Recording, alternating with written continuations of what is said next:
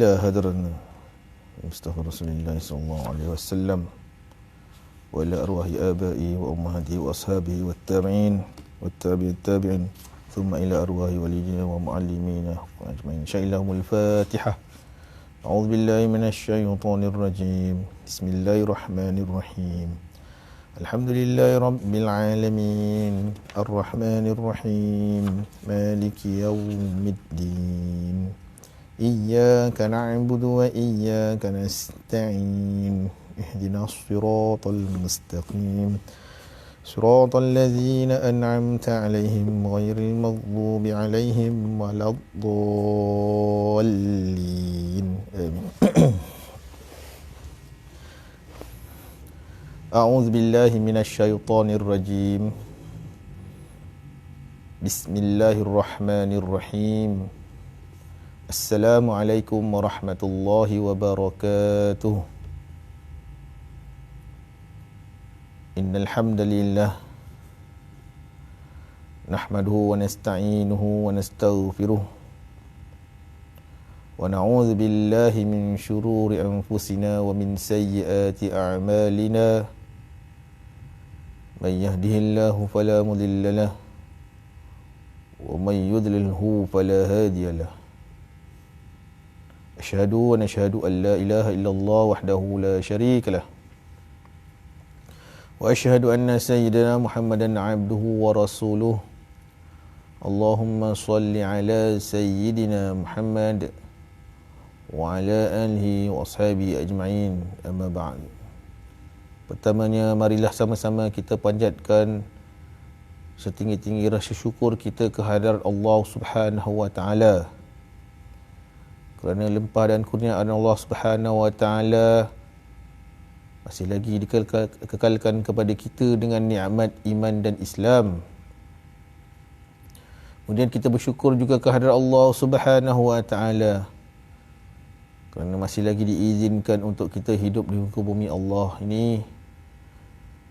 Kita tidur, tadi tidur dan itu mati seketika, kemudian Allah hidupkan kita kembali. Dan kepada tuan-tuan, puan-puan, ayah-ayah, ibu-ibu, hadirin hadirat sedang pendengar yang mati Allah, bangun tidur jangan lupa untuk kita berdoa. Alhamdulillahillazi ahyana ba'dama amatana wa ilaihin nusyur. Muslimin muslimat sedang pendengar yang mati Allah Subhanahu wa taala. Kita masih bicarakan tentang 40 hadis peristiwa akhir zaman. Kita telah masuk pada hadis yang ke-30 bahagian yang ke-3. Yang ini bertajuk menziarahi orang yang sakit. Masuk dalam hadis peristiwa akhir zaman. 40 hadis peristiwa akhir zaman, ziarahi orang sakit. Ini apa? Ramai orang sakit lah ni. Akhir zaman ni ramai orang yang sakit sebenarnya. Macam-macam penyakit lah. Tapi yang nak cerita ni sakit betul lah, sakit lah. Bukanlah yang penyakit hati tu tak. Sakit betul. Baik. Hadisnya berbunyi, An Abi Hurairah radhiyallahu anhu qala qala Rasulullah sallallahu alaihi wasallam man 'ada maridan aw zara akhan lahu fillah nadahu munadin bi an tibta wa taba mamshaka wa tabawwa'ta minal jannati manzila rawahu Tirmizi. Daripada Abu Hurairah radhiyallahu anhu, beliau berkata, telah bersabda Rasulullah sallallahu alaihi wasallam, siapa yang mengunjungi orang sakit atau menziarahi saudaranya yang seagama, maka malaikat akan memanggil, baik engkau dan baik perjalanan engkau, dan sesungguhnya engkau telah menempati di dalam syurga suatu tempat yang baik. Jadi hadis ni daripada Abu Hurairah radhiyallahu anhu. Beliau berkata, satu hari Rasulullah sabda, siapa yang mengunjungi orang sakit, mengunjungi orang sakit, tapi itulah dia kan. musim COVID-19 ni payah nak ziarah orang sakit. Tapi tak apalah kalau yang terdekat lah, jiran terdekat. Kita boleh ambil kan, peluang tu yang terdekat, jiran terdekat kita tu ziarah lah. Sakit ya. Sakit apa, sakit demam pun okey. Gila ziarah. Jangan tunggu sakit teruk, orang sakit terlantau baru nak kita ziarah. Tak. Maksudnya sakit tu demam, kita dah tahu dia demam pun kita boleh ziarah. Kan? Kita nampak ada yang besar kan. Yang besar je. Sakit. Accident. Tu kita ziarah Sakit tu kronik. Tak ada, tak semestinya. Yang ambil kata sakit. Sakit lah. Dia sakit kaki ke, ni main bola kan. Bola kaki sakit. Sakit lah tu. Dia tak boleh nak tu kan. Ziarahlah dia. Tengok bagaimana keadaan dia, tengok keadaan dia. Apa kelebihannya? Atau dia ziarah saudaranya yang seagama seagama kan, saudara-saudara kita kan, seagama. Maka malaikat akan memanggil. Baik engkau, malaikat tu. Kalau tak nampak lah, malaikat tak nampak lah, malaikat termanggil. Tapi malaikat kata, baik engkau dan baik perjalanan engkau. Malaikat doa, baik perjalanan. Niat kita dah ada tu nak ziarah. Dan sesungguhnya engkau telah menempati di dalam syurga suatu tempat yang baik. Bukanlah kata syurga tu tak ada tempat syurga tu semua tempat yang baik. Tempat dalam syurga tu semua baik-baik, cantik. Tapi mungkin ada kelebihan dekat situ, ada setiap tu dia ada kelebihan dia. Kenapa kelebihan tu? Syurga tempat yang mungkin lebih baik, cantik sikit daripada orang lain, macam tu. Cantik sikit daripada orang yang tak ziarah tu. Macam tu. Tempat syurga. Bukanlah kata syurga tu, jangan salah faham lah. Kadang-kadang kita baca ada tu, syurga ni ada tempat yang buruk ke? Tak ada. Semua indah je, syurga ni indah je. Kita baca dalam Quran kan, kisah-kisah tentang syurga ni. Lepas tu baca hadis Nabi cerita tentang syurga ni. Subhanallah. Kan? Memang terasa nak masuk syurga. Kan? Sebab tu tak ada siapa yang terasa nak masuk neraka. Ada? Ada tak yang? Tak ada. Tak ada siapa pun yang terasa nak masuk neraka. Semua nak masuk syurga. Jadi kita ajaklah. Namanya kita seorang-seorang nak masuk syurga. Kita ajaklah kawan-kawan kita. Kita ajaklah orang lain masuk syurga sama. Janganlah tu. Baik. Baik. Keterangan dia. Sakit itu merupakan takdir Allah Subhanahu Wa Taala yang menimpa siapa yang dikehendakinya. Yalah. Tak ada siapa pun yang tahu bila nak sakit. Tak boleh tahu besok nak sakit. Yang tengok, besok aku nak sakit ni. Tak ada, tak tahu. Ada jadual. Pergi surau tengok jadual. Aku sakit bila? Sakit. Tak ada. Tak tahu pun. Kejap lagi ke? Pun kita tak tahu kita sakit bila. Kadang-kadang kan tiba-tiba sakit kan. Tiba-tiba terasa. Saya kadang-kadang terasa. Tiba terasa dada sakit. Ya Allah. Angin lah, mungkin angin kan.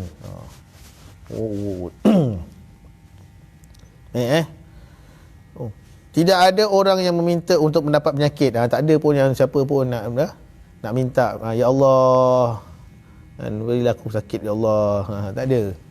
Tak ada siapa minta macam tu. Semua minta ya Allah jauhkan aku daripada penyakit. Semua dia minta jauh daripada penyakit. Tak ada. Tetapi apabila penyakit itu menimpa kita, maka hendaklah kita bersabar menerima takdir Allah Subhanahu Wa Taala. Sabarlah bila ada sakit, sabar. Ujian Allah kan. Syukur Allah bagi sakit tu kan. Syukur sebenarnya. Dia banyakkan istighfar. Tapi ialah orang soleh dulu dia memang risau. Dia bimbang tak sakit. Dia tak sakit. Betul. Saya baca dalam apa dah. Ada baca satu kisah kan. Orang soleh mereka kalau tak ada sakit orang dah boleh risau dah. Sebab ujian Allah. Allah nak naikkan darjat seorang tu, Allah akan uji dia. Ujian macam-macam lah. Uji dengan antaranya adalah dengan sakit lah. Allah nak ampunkan dosa dengan sakit lah. Ya Allah subhanallah kan. Tapi tak adalah dia minta sakit, dia risau lah. Kebimbang. Kita tak ada. Kita kalau tak sakit kita suka kan. Suka je.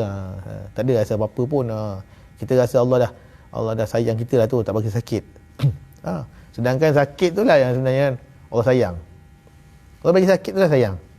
Lalu kita sabar. Tengok, sabar tak kita? Ya. Kita sakit, kita minta sembuh kan. Nabi apa? Nabi apa? Lupa saya dah. Kan? Salah seorang Nabi, Rasul kan. Sakit dia tak pernah pun minta untuk sembuhkan. Ada. Lupalah Allah. Nanti tuan-tuan tag saya boleh lupa pula seorang Nabi kan. Macam tu. Nampak? Hendaklah kita usaha untuk mendapat rawatan yang baik. Tapi kalau sakit, janganlah kita biar je sakit tu. Tak ada usaha nak buat apa-apa. Kena ada kemampuan kita untuk mengubati. Kena usaha. Kan? Kalau tidak, nanti dia nama kufur nikmat kita. Kan? Kita nikmat kita Allah bagi, kita kufur. Pasal kita tak ada usaha untuk kita mengharapkan kan. Redha je tak ni kan. Itu bukan cara redha yang betul. Redha tak apa, sakit redha. Ya, tak ubat-ubat. Tak. Usaha. Kemudian doa lah. Okey. Baik. Tu kena pergi. Ada kemampuan, ada harta, pergi usaha pergi sampai luar negara. Ada orang sampai macam tu kan. Sampai luar negara dia. Dia usaha tu. Jangan tu. Tapi kalau tak mampu tu, dalam negara je lah. Okey. Usaha. Supaya dapat rawatan supaya sembuh penyakit itu. Manakala pesakit yang biasanya terbaring atas katil, ni beza pula, ni adalah terlantar. Okey, pesakit yang terbaring atas katil baik di rumah atau di hospital dan dia sudah tidak dapat bergerak bebas ke sana dan kemari. Maka ketika itulah dia teringat kepada kaum kerabat dan kawan-kawannya. Bila kita sakit dah terlantar, banyak kita terkenang. Dah duduk dalam rumah. Yang tak sakit tu duduk rumah 14 hari. Yang tak sakit duduk rumah 14 hari pun dah macam apa dah kan. Apa lagi yang sakit lantar tu kan, tak ada keluar dah. Subhanallah, tengok Allah Akbar. Saya biasalah pergi tengok kan orang sakit terlantar ni. Sebab apa kadang-kadang pergi siasat kes. Masa saya kerja dekat di daerah dulu lah. Saya pergi rumah tengok Allah Akbar. Itu muncul alhamdulillah ada orang yang urus. Ada kan yang urus yang baik, alhamdulillah urus baik. Yang tak tahu urus pun ada. Yang tak tahu urusan. Okey. Allah Akbar. Pergi tengok. Kadang-kadang kalau ada tu, kadang ada peluang soal COVID dah tak ada, dah reda COVID-19 ni, pergi tengok kan. Orang sakit terlantar tu macam mana kan. Macam nak urus dia, Allah Akbar. Kadang kan kena susu khas, minum susu khas. Nak tukar ni, nak bersihkan dia. Allah Akbar. Kan? Baru tu kita pergi kadang-kadang dia tak ada masalah, kadang dia tak boleh nak berjalan. Kalau terlantar dia, akal dia ingat lagi kan. Dia ingat kawan-kawan dia. Jadi bila orang kita sebagai kawan, kita tahu kat sahabat kita dia terlantar tu, kita berziarah, suka dia. Kita mengembirakan dia. Mengembirakan orang itu dapat pahala. Salah satu cara kita nak kita mengembirakan orang mengembirakan dia, dapat pahala. Kurangkan kesakitan ni. Kita tengok dia, bila kita tengok, lupa dia kejap sakit dia. Sembang, dia lupa kan. Dia lupa walaupun dia dah terlantar, tapi dia boleh bercakap. Dia cerita kan. Lupa dia kan, sakit dia. Sonok lah. Gitulah seterusnya. Sampailah kadang-kadang yang tu. Tapi taklah semestinya orang sakit tu dia pergi dulu, dia meninggal dulu, tak kan. Buat mati tu lain pula. Kadang-kadang yang sakit tu ada lagi yang ziarah dia tu kan, innalillahi wa inna ilaihi rajiun. Dapat pahala dah tu. Dia dah pergi ziarah, dapat orang pahala. Baik. Nah, kalau mereka datang menziarahinya, maka dia akan merasakan bahawa dirinya dihormati dan diberikan simpati. Maka yang demikian itu akan mengurangkan tekanan perasaannya, dan selanjutnya akan mengurangkan rasa sakit yang sedang dialaminya. Kita bila ziarah sakit ni, antaranya adalah kita kena pastikan kita ziarah tu supaya kita dapat kurangkan sakit dia. Jangan nambah sakit dia lagi. Jangan pula kita menambah sakit kan. Dia dah lah sakit apa tu kan. Bawa pula kadang-kadang je lah niat kita baik. Cuma kadang-kadang cara tak kena. Bawa makanan yang dia tak boleh nak makan. Dia tak boleh nak makan. Kan. Kalau pergi ziarah tu tak apalah, tak payah bawa apa-apa. Tak payah nak bawa apa-apa lah tuan-tuan kan. Doakanlah doa. Astagfirullahalazim rabbana asyhadu ayyashfiaq kan. Doa. Orang sakit tu kan. Apa ni kalau kita nak apa tu bagilah belanja sikit pada yang menguruskan dia tu kan. Okay, kalau suami dia terlantar, isteri dia urus, bagi isteri dia. Kalau isterinya terlantar, bagilah pada suami dan anak dia yang jaga dia. Supaya ada kemampuan untuk dia tanggung kos-kos nak tu kan. Kita kadang ada rezeki lebih, bagilah. Jangan bawa yang makanan-makanan yang orang dia tak boleh makan. Dia tengok nganga, dia tengok kesian dia orang sakit. Tambah sakit dia lagi nanti. Tambah sakit dia lagi nanti. Baik.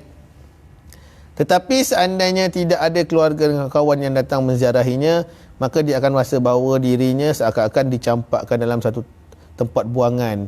Jadi simpati dan tiada kesetiaan daripada mereka. Gitulah perasaan manusia gitu kadang-kadang.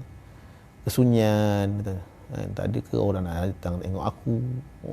Sakit kan. Sakit. Tak boleh nak keluar lah. Macam tu lah.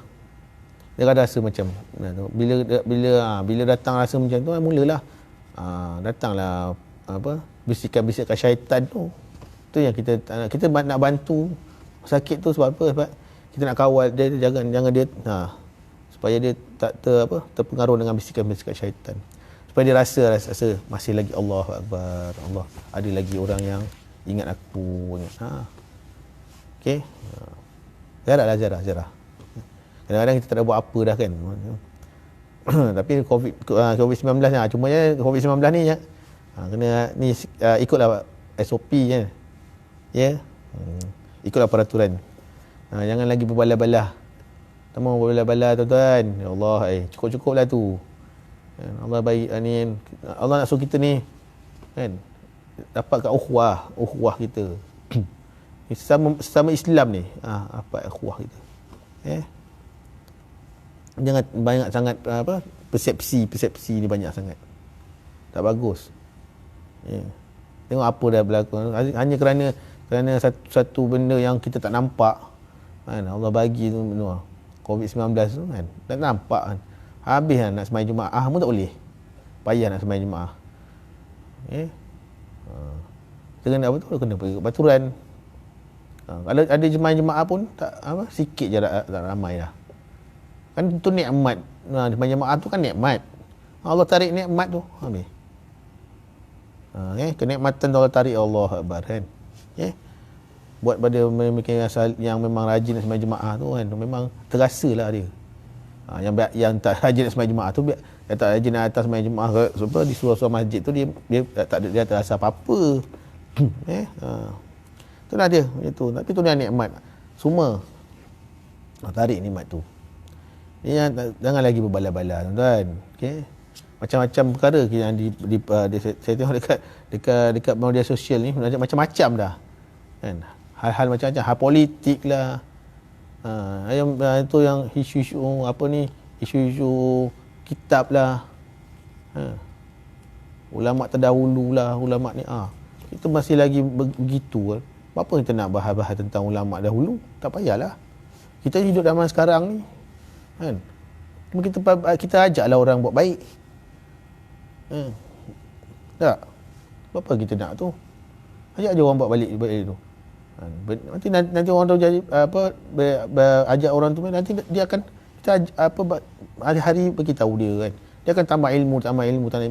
Tak semestinya ada orang dia diam je, tapi dia tak ada ilmu. Ada orang dia senyap je. Tapi ilmu banyak dia. Kan? Ada orang pumpang ada. Tapi tahu ting kosong. Ustaz ni yang betul lah. Jadi ting kosong lah, pumpang. Jadi tak dapat benda. tak membawa faedah. Buatlah sesuatu itu yang membawa faedah dan manfaat pada umat. Sesuatu yang berfaedah, yang memberi manfaat pada umat. Buat benda tu. Jangan buat benda yang tak ada faedah. Apa faedah kita kan? Kita gaduh sana, gaduh sini. Maki hambun sana, maki hambun sini. Sama Islam pula tu. Apa faedahnya?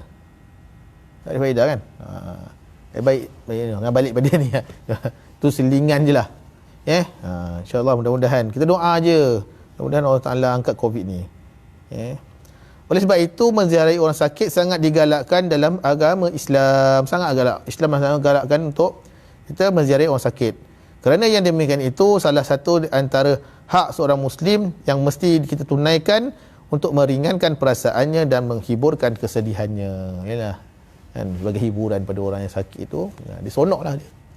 Tengok dia. Assalamualaikum. Hang kenal aku tak? Dia. Orang kenal Dan lagi tak? Kenal tengok. Kenal orang dia. Sonok kan. Macam mana okey ke? Macam ni lah. Dia macam tu lah kan. Macam ni lah. Ada doa orang ni. InsyaAllah doa. Doa. Kita doa lah dia. Mudah-mudahan sembuh. Doa mudah-mudahan sembuh. Jangan doa yang tak baik pula kan. Okay. Lepas tu kalau kita kata orang tu tak berapa nak suka kita, tak apalah, kita tak payah zarah. Ada orang dia tak berapa suka kita, tak payah zarah, tak apa. Jangan kita jadi penyebab tambah sakit tu lah kata-kata. Jangan jadi penyebab tambah sakit dia. Tapi biarlah kita jadi penyebab sembuh. InsyaAllah mudah-mudahan Allah ampunkan dosa. Yang pada Allah timpa sakit tu, sabar. Sabar. Sebab apa? Itulah cara Allah nak ampun dosa. Taib. Jadi cukup sekadar itu kongsian saya pada hari ini. Mudah-mudahan ada manfaatnya. Kita buatlah sesuatu yang memberi manfaat pada orang, itu saja insya-Allah. Apa-apa saja. Tuan-tuan boleh buat apa saja yang dan asalkan benda tu memberi manfaat pada umat, pada masyarakat. Yang baik itu dia bawa kebaikan, insya-Allah. Bawa je. Kadang-kadang jangan fikir orang tu kita buat baik ni, jangan fikir untuk orang suka kita, tak. Tak kisahlah orang suka tak suka, kita buat je baik. Tak mesti baik tu tak mesti orang suka, tak. Baik tak mesti orang suka. Dan baik pun orang tak suka. Jahat tak mesti orang tak suka. Jahat pun orang suka. Abu Jahal tu kan, Abu Jahal tu baik jahat. Tapi ramai tak orang suka dia. Ramai je orang suka dia, ngikut dia kan. Kita buat baik. Itu ujian kat kita. Kita tengok tu bila kita buat baik, kalau kita buat baik sebab orang nak suka, kita buat baik sebab nak orang suka. Kalau orang tak suka, lepas tu kita tak nak buat. Ini ujian. Jadi kita buat je. Buat tak apalah.